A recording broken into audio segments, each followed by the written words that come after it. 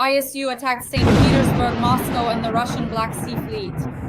On September 13th, the largest oil terminal in St. Petersburg, Primorsk, was blown up. Ships are burning. A warship was attacked right in the harbor. A vessel was blown up. Dozens of drones broke through the air defenses and set ships on fire.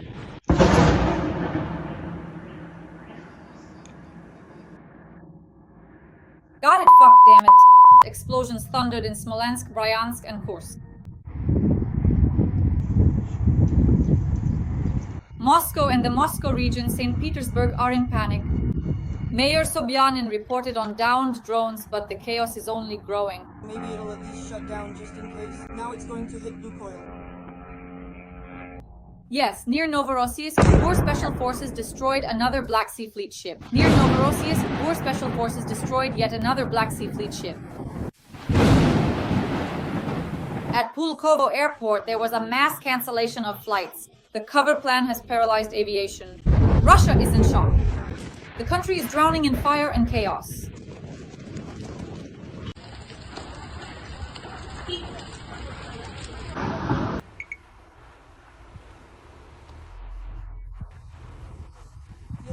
Yes. Breaking news, friends, September 13th. And Russia is overwhelmed by a series of explosions and drone attacks. Near St. Petersburg, the largest oil port, Primorsk, is on fire. And a vessel has been blown up. This is a large-scale attack by Ukrainian drones. Dozens of SBU drones broke through air defenses and set ships on fire. Will it hit or no? It will hit. Could you at least close it just in case? Now it's going to fall on Lukoil. We'll make it in time. Yes, right on Lukoil!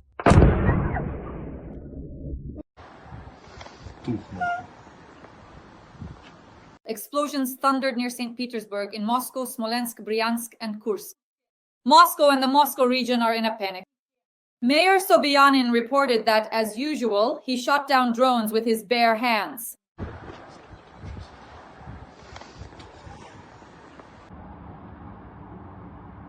The chaos is only growing.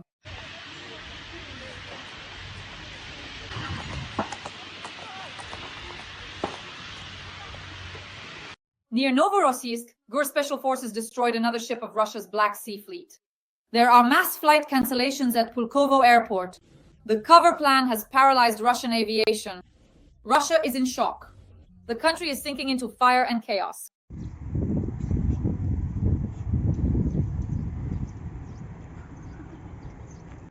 As usual, at the end of the week, we discuss the most important events with well-known journalist Alesya Batsman. This week, we focus on the key developments from September 12th to 13th. Stay with us as we review the main stories that shaped the week. Dasha, I'm glad to see you too. The feeling is mutual. You know, actually, at the end of the week, the main military events take place. We attacked St. Petersburg. There are fires in Primorsk at the oil port. A huge number of ships, dozens of drones broke through the air defenses. We attacked Moscow, the Moscow region, Smolensk, Bryansk, Kursk, and of course in Novorossiysk, the GUAR destroyed another ship of the Black Sea Fleet. But during this period, Russia attacked Poland this week. Probably for the first time there was such a massive drone attack, and Trump made a statement that it was probably accidental. How do you generally assess, first of all, the key events of this week? And of course, Donald Trump's reaction to everything that's happening. You know, a lot of people have asked me, after Russia carried out the attack on Poland, and it was indeed a targeted attack on Poland, with 19 drones deliberately entering Polish airspace and flying, several of them specifically, at least 5, targeting the base. At the base that's stationed there, the military base, in other words, there was no accident here, so that no one would have even the slightest doubt. Everything was absolutely calculated, precisely. Moreover, this had been tested since July. Special Polish mobile SIM cards were purchased in Russia, which are used for accurate navigation.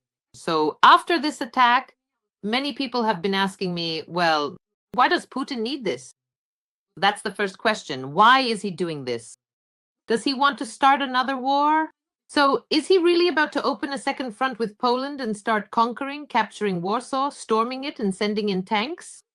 Will Russian tanks really enter the streets of Warsaw? What is this? Here's how I see it, and this is how I break it down for myself, step by step. The thing is, from the standpoint of military potential, especially economic potential, it's not just that it's unprofitable for Putin to open a second front. He simply can't handle a full-fledged second front.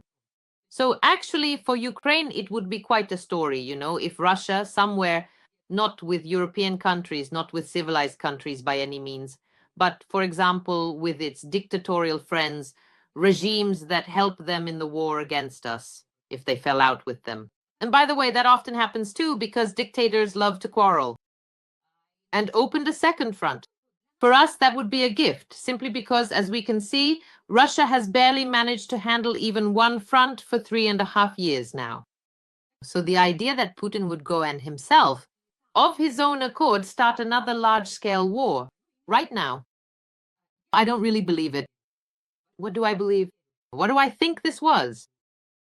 Look, it's clearly just acts of intimidation against European leaders, Europeans who are helping Ukraine. That is Putin, who realized that he can't succeed in the classic way. Since he couldn't conquer all of Ukraine quickly using conventional means, now he's resorted to absolutely every method available to him, including his favorite ones, like terrorist attacks. Terrorist attacks not only on his own territory, but on the territory of any other countries as well. Look, here everything fits into a single chain. And what he's doing on the territory of Ukraine, inside Ukraine, when well-known politicians and public figures who support Ukraine and fought against Russia are killed, this, you see, is revenge against them, and it's also an act of intimidation from Putin towards everyone else. As if to say, look, if any of you decide to fight, what could happen to you? Look, this is very important. He always tries to use this somewhere around here. It seems like such a primitive method, but it actually works. Next. If we look at what has been done during this period on the territory of other countries, we'll see that even in such a strong country that has been helping us a lot, helping us all this time, the United Kingdom, Putin's Russia has carried out more than one act of aggression, intimidation, provocation, and terrorism, including against the highest leadership, personally targeting the top officials. We remember those arson attacks, the houses and cars being set on fire, and so on. Look, it might seem like just something that flashed by in the news somewhere, and maybe we didn't focus on it, didn't notice, didn't see it, but all of this, it's about the lives and comfort of people, their safety, specific people in specific leadership positions who are now making concrete decisions. For example, whether to support Ukraine on a particular issue, to provide it with aid, to allocate another tranche of money so it can keep fighting or not. And here, I remember a conversation with Mikhail Saakashvili. When he told me that as president, he spent a lot of time with Putin. And Putin was very interesting because Saakashvili was always very bright, unconventional, sharp. He always had interesting ideas, so it was fascinating to talk to him. And Putin was clearly interested in him too. He studied him, and at one point he even wanted to recruit him with those, sweet-talking speeches of his. Saakashvili told all of this. It was very interesting, really fascinating. Then when he realized it was impossible, he immediately shifted Saakashvili from the category of someone he wanted to recruit to the category of enemies. And we all remember how it ended in 2008 with Russia's attack on Georgia. So what did Saakashvili tell me? They met in a variety of different formats and settings, and there were several different important summits held during this time. There were meetings of leaders, meaning Putin, Saakashvili, Merkel, Saakashvili. At that time, the president of France was there too, so it was among presidents, and there were many such meetings and many informal conversations. And so he says during one of these conversations, Putin wanted to lobby for some big business projects for himself and his inner circle with the Europeans. With Merkel, with France, everyone was involved there, to which he was refused by them. And do you know what his reaction was? This was off camera, when everyone was just sitting around drinking wine. His reaction was such that everyone was just stunned. At first, they didn't even know how to respond. Suddenly he says, so the masks are off, and he suddenly says, great.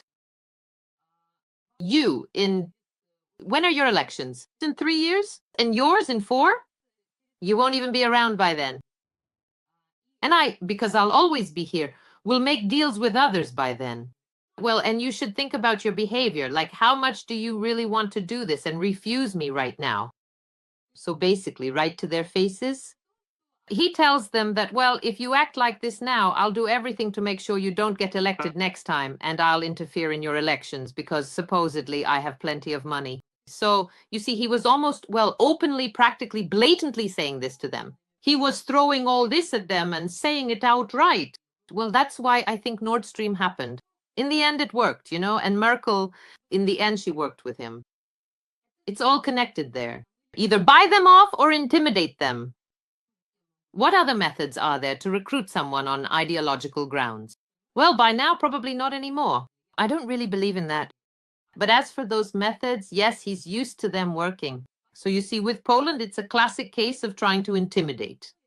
Since nothing else worked and Poland really is, well, one of our main partners and supporters right now in the fight against Russia, because Poland understands that this is truly, it's about their security because they're next. And that's the honest truth. Putin wants to intimidate them, so he's pursuing 2 goals. He wants to intimidate the Polish leadership personally without any hesitation. And he wants to try to turn the Poles against the Ukrainians. Just look at what's happening on social media. I've tracked this, friends. It's a very interesting story because information wars, well, Russia knows how to wage them. And in this area, they've really excelled. I don't know how much money they're pouring in, but it's some astronomical amounts. But the thing is, even if you weren't sitting there like I was, specifically monitoring and analyzing, I think each of you has still come across it.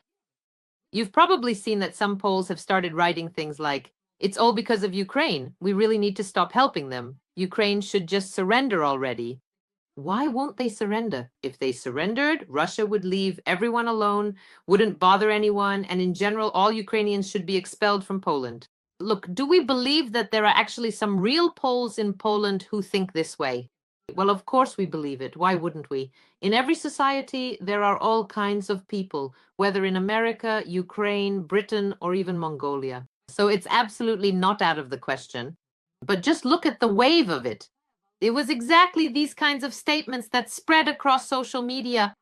I mean, we looked directly at which bot farms our algorithms were monitoring and analyzing them. Russian bot farms were being used. They wrote in Polish, then translated it. It was specifically this anti-Ukrainian narrative they were pushing, you see. They were spreading it among Poles so that, first of all, Ukrainians would see it, the Western world would see it, and most importantly, to try to destabilize things within Poland. In other words, to make this particular narrative dominant, you understand. Now, today, Skabiva has a new topic. She's going all out spreading this story. It's funny, isn't it? Well, all right. She's really pushing this story. This is the 2nd episode. Now it's about Poland. This is an information war after all. Let's try to track what they're doing. That it's actually not Russian drones, but Ukraine, the Russian drones that were flying to Ukraine, they supposedly intercepted, reprogrammed, and deliberately sent them to Poland, to those targets. So these were drones not controlled by Russia, but by Ukraine. Do you even get that? On the one hand, you read this and it makes you laugh, but then you think, well, is that even possible? But on the other hand, well, as Goebbels told us, the bigger and more unbelievable the lie, the easier it is to believe it. And I read this and think, listen, this is brilliant. This will totally work for them. Basically, for Russians, for a lot of those Z supporters, this could really go over well. Why not, after all those stories about crucified boys, if they swallow that, So look. This is a multi-stage operation, a special operation. And actually, let's talk about it now. The reaction is important. Whether it succeeds or not will depend on that reaction. Moreover, look, I'm 100% sure that if there isn't a tough response, if Russia doesn't get hit hard right now, then something similar in one form or another will be used again. And against, well, at the very least, let's list them now. Latvia, Lithuania, Estonia, Finland. And then there's Moldova. Well, listen, Moldova is a separate topic. Moldova, which is about to have parliamentary elections at the end of this month. Listen, they're in a very dangerous position right now, and Russia isn't just working against them. Russia is doing everything right now to essentially to carry out a coup d'etat there. And according to the plan we have, because we've been shown the documents, the Kremlin has changed the overseer for Moldova. And that's a very bad sign, because before it was Kozak who was more, well, I wouldn't say soft, but he wasn't as aggressive. And now this issue is overseen by Putin, which means it's actually overseen by Kirienko.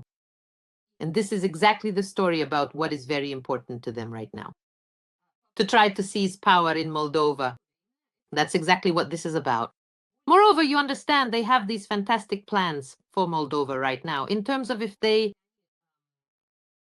I don't want to believe it, but I'll say it because this is their scenario that they're trying to develop and we need to know what it is. So if they manage to seize power in these elections, essentially they want to turn Moldova into a kind of staging ground against Ukraine in order to carry out further attacks, but also by using the people of Moldova, Moldovan citizens, meaning they will send them to war under various pretexts. In other words, they will force these citizens to go against Ukraine, basically as cannon fodder, to die, to be slaughtered. Well, look, we can see what Russia does with the lands, with the territories it occupies. We don't need to go far or just theorize about how things might be. We have the example of Donetsk right before our eyes. Why should we look any further? Right now, what's happening in Donetsk, a once flourishing, wealthy Ukrainian city, which remains Ukrainian but is occupied by Russia. And what's happening there? Well, you see, it's not just a humanitarian catastrophe, it's an epidemic. I looked into it, and some epidemiologists have started sounding the alarm because they're saying that even now, there are widespread outbreaks of E. coli, and cholera is as common as saying hello, cholera everywhere. And they're afraid that with the changing weather conditions and the lack of water, things will get even worse. Pipes, sewage systems, all of it will thaw out and burst. So this is an environmental disaster. They're afraid of a cholera epidemic. Can you even imagine what Russia has done to Donetsk, which it occupies? This is a clear picture of how they know how to organize life for those they've occupied. And of course, this is a terrifying scenario that yes, they have these kinds of, well, I hope that nothing will work out for them. The people of Moldova, the citizens of Moldova, a wise, European, and free nation that definitely won't choose war, but will want to remain free, moving gradually toward the civilized Western world. So here, Putin's line of behavior is clearly clear. Right now, we're not just observers, we're not simply bystanders, we're also doing everything we can from our side. Everyone, wherever they can, friends, this also makes a difference. Each of you, in your own place, if you have any friends or acquaintances from different countries, Poland, Moldova, Latvia, Lithuania, Britain, from anywhere, you need to talk to them and tell them what's really happening. What threats does Russia pose? It's been 3.5 years of the big war and already more than 10 years of war, just Russia's war against Ukraine, which it has been waging. And this needs to be done. Even now, if we think about it, for us, it's all so vivid, so close, so ingrained that we understand what it's about from half a word. For people who don't live with our problems, who citizens of other countries, they live their own lives, they have their own concerns. It's not obvious. You see what I mean? And it's the task of each of us. I didn't think I'd be talking about this now because so much time has passed, but it's still important. Each of us in our own place. If you think it's not important, it is important. We need to have these conversations wherever you can, even on social media, among acquaintances. Go around, talk, and show people how things really are. Because this is a very dangerous situation, and it's repeating itself. History always repeats itself, just a little differently each time, but the main effect, the main fact, is always the same. Right now, this is the story of World War II. And it's very important not to appease the aggressor. You understand? It's crucial to show this aggressor their place and really hit back hard. You brought up a very important topic, and this second part of our discussion will focus specifically on the reaction of our Western partners and America. So look at what's happening in America right now. Trump comes out and says that it was an accident. Lindsey Graham comes out and says that Russia should be recognized as a state sponsor of terrorism. And as I understand it, he already has. He has already submitted the bill to the Senate. And again, it's questionable. Most likely nothing or will be implemented, because for that, a decision from the US president is required and he won't go for it. And then a series of terrible, horrifying murders takes place. A Ukrainian woman, a young, bright girl, was killed. It's a horrifying murder. And then, of course, the murder of Charlie Kirk, a Trump supporter. He was shot while he was speaking at an ultrasound event. And you know, all the American media are now talking specifically about these murders. And the American magazine, The Time, came out with a cover titled "Enough." That is, enough violence. How do you see it? Will America now be more preoccupied with its own internal problems of violence, or will Trump, along with the Senate and congressmen, still be able to impose some serious sanctions on Russia? In other words, do you think they will respond? What's your opinion? Well, I personally believe that the main topic of our conversations, both the previous ones and now, has essentially remained the same. Sooner or later, President Trump will eventually come to the point where he imposes significant sanctions on Russia, meaning that tough and significant economic measures will be implemented against Russia first and foremost, and that President Trump will provide and sell additional weapons to Ukraine. Look, I don't see any alternative. This path doesn't change. Yes, there may be stops, pauses, detours, distractions, anything along this path. But this path is without alternatives. So when people tell me, no, look, he'll never do that, I say, why wouldn't he do it? If that's what the logic of his safe hold on power and governance requires, if his well-being or that of his party depends on it and elections are just around the corner, they're already underway. And if his own voters are demanding exactly this, justice in the form of punishing the aggressor, and they understand that the aggressor is Putin, then why wouldn't he do it? If you are talking about him being a Russian agent or a Soviet agent, well, I honestly never believe in that. That's nonsense. I can explain why. Because, look, first of all, I'll just say one thing. There are many reasons why I don't believe it. First, Trump was out of power for 4 years until Joe Biden became president. We all remember this. Against Trump, in order to find his connections with the KGB or FSB, the entire best American law enforcement, investigative, and intelligence community was working. The Secret Services, the whole system was working to uncover this, if it were true. Look, there were some cases are still ongoing. Some of them are frozen or suspended in some form. There were several criminal cases against Trump, specifically regarding ties with Russia. But in 4 years, if there had been anything, any concrete facts, not just like this person said this, that person said that, well, I heard that too, I know about it, you know? And the media also conducted investigations, but none of them proved anything. Tell me, democracy? I won't even mention Biden. All right, the entire Democratic Party, which competes with the Republicans, which saw Trump as a threat, they accused him of practically staging a coup, like when the White House was stormed. Well, we all remember those accusations from their side. They were interested in finding something. Those pieces of evidence to prove their own words, because they claimed they weren't just making baseless accusations, that it wasn't just slander or lies. Well, of course, yes, I answer. Well, of course, yes. But look, they didn't find anything. They had 4 years. It's not like they didn't have enough time or anything like that. If there had been anything, they wouldn't have even let him run in the elections. You know, it's not just by chance. Oh my God, even if during the elections they had come out with facts, it would have changed the course of history. He would never have become president. That's why when people say this, I'm telling you why. But I don't believe it, because I'm sure they would have found something.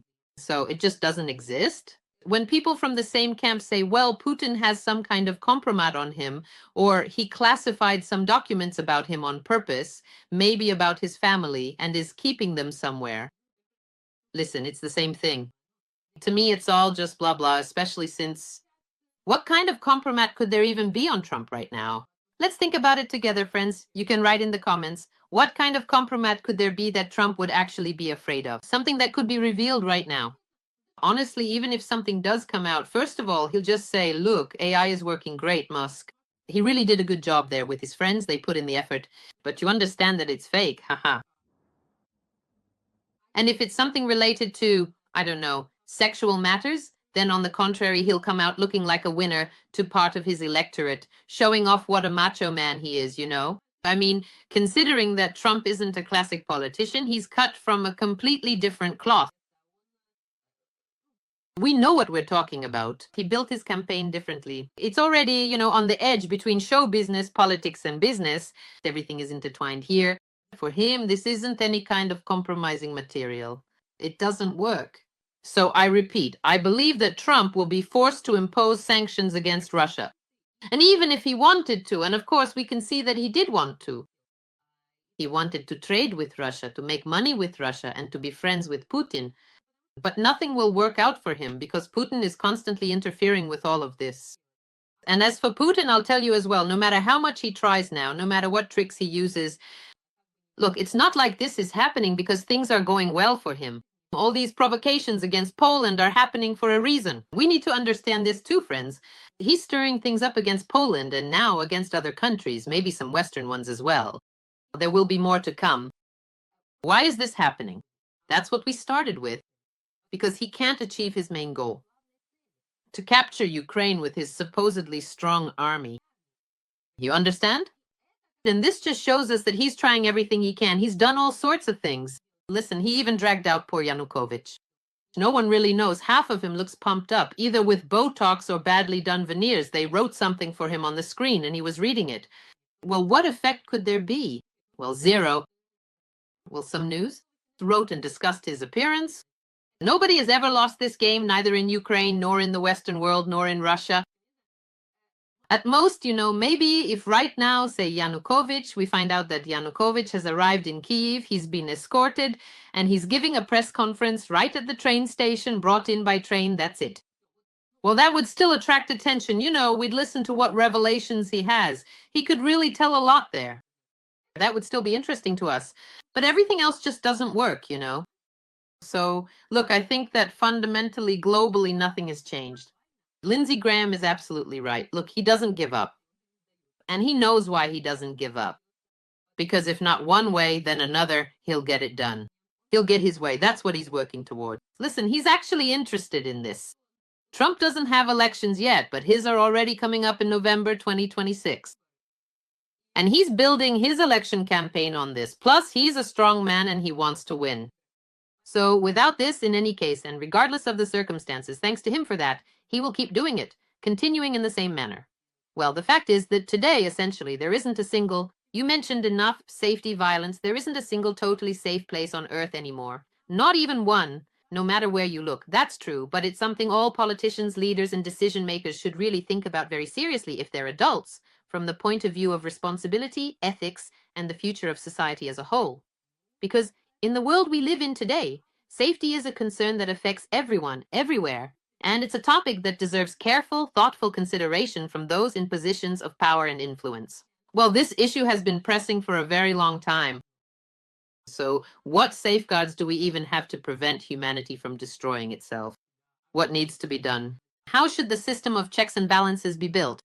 And here again, Russia and its actions will come to the forefront because as long as you won't remove the aggressor from power, you won't make it so that he can't attack anymore. Nothing else will happen. Evil and aggression, violence will multiply and be cultivated, nurtured in any other places. Because when you have an example right in front of you that the one who is stronger is right and he can do whatever he wants, beat, rape, kill just because he is stronger. Not the law, but strength. It's simply the law of the jungle that prevails. Of course, in any country in the world, followers of this kind of behavior will continue to appear because they see that there is no adequate punishment, you see. So it all comes down again to the fact that we need to fight against Russia and not just say that for the sake of appeasement, we will give up parts of Ukraine, give up something else, give up more and ask them not to attack anymore and just limit ourselves to that. We need to strive for a just peace. Alesya, of course, what we saw, what happened in Nepal. And I would like, as we wrap up our conversation today, for you to say whether what happened in Nepal could possibly happen in Russia in these past few weeks. In my opinion, it's absolutely impossible under any circumstances, but I would like to hear your point of view. Look, of course it's possible. Of course it's possible. And I'm not saying this as a compliment to Russians in terms of their awareness, love of freedom, or sense of dignity and pride. I'm speaking from a political technology perspective, purely pragmatic and practical. Why? Because if you are in Russia, you could say that, for example, when you look at the situation among the so-called elites, which means those individuals who possess certain important resources, such as significant amounts of money, positions of political power, or control over military assets, if a consensus or a general agreement starts to form among these influential people, then this shared understanding can have a notable effect on the direction of decisions and policies. These elites, by virtue of their resources and positions, play a key role in shaping important outcomes. Regarding the need to change the regime, this consensus could emerge for absolutely different reasons. And the goals of these people and the platform they stand on can be completely different. That is, it could range from some totally hardcore Z supporters, in other words, those who think Putin is actually too soft, and yes, there are such people, to absolutely reasonable, liberal individuals, people with democratic views. Although, by the way, right now we don't see any of them at all. In the space visible to us, there aren't any who could actually influence anything or do something. But here too, look, just because we don't see them from where we're sitting doesn't mean they don't exist. So we're considering the situation theoretically. Is it possible that among some group of people who have resources, regardless of who gave them these resources, how they manage them, what exactly they are, and so on, but resources sufficient to change the government in Russia, such a situation could arise? If this scenario does happen, believe me, it will immediately be carried out with the involvement of the masses. All right, let's take the classic example of Prigozhin's march on Moscow. For the general population, it was truly spontaneous, but look, even though it was spontaneous, it really lacked sufficient support. From the perspective of the media, social networks, television, there could be a different situation, and the media might support what Russians are listening to. So even despite all that, what happened was everything was very targeted, swift, and surgically contained. Look at the reaction of ordinary Russians who greeted those columns in the cities. They brought them bread and salt, after all. They called them our boys. They handed them flowers. Remember those scenes. So for Russians, what is the most important thing? It's about who is stronger right now. That's who is right. It's always been that way. So ideology, any values, where we're headed, party programs, none of that matters at all. Whoever is stronger, that's who we bow to. That's basically how it works, you know? So if this movement from above, the one ready for change, arises, it inevitably trickles down because it needs to get a response and support from below. And that's where the story of the Russian revolt, senseless and merciless, really comes into play. At that point, it will truly be hard to stop. And by the way, Putin knows this about his people very well. If he doesn't understand, and thank God he still doesn't understand Ukraine or the Ukrainian people, he does understand Russians. He knows how to deal with them, and in fact, the very fact that he's been in power for, 25 years proves it. It proves precisely that he knows how to handle them. So, and that's when this story about Nepal, well, it might seem like child's play. The footage where members of the Nepalese government are hanging from a helicopter rope, evacuating from an enraged crowd. Ministers, yes, ministers. Yes, members of the Nepalese government. Yesterday, I saw that footage, of course, and I thought, I'd like to see Putin like that, only with the rope set on fire, I think Putin's ending will be much worse than that, than the Nepalese government's. Friends, Alesya and I always meet at the end of the week. So it's the end of the week, September 12th through 13th, and next week there will be a lot of events. We always meet and discuss the most relevant topics. Please like this video and write a few comments to support our tandem. The well-known journalist, Alesya Batsman. Alesya, thank you so much for your incredible optimism, always. In any situation, we always turn on Alesya and our mood lifts, and see you next week. Thank you, Dasha. Thank you, friends. And I hope that next week we'll have reasons for optimism and for joy. Thank you.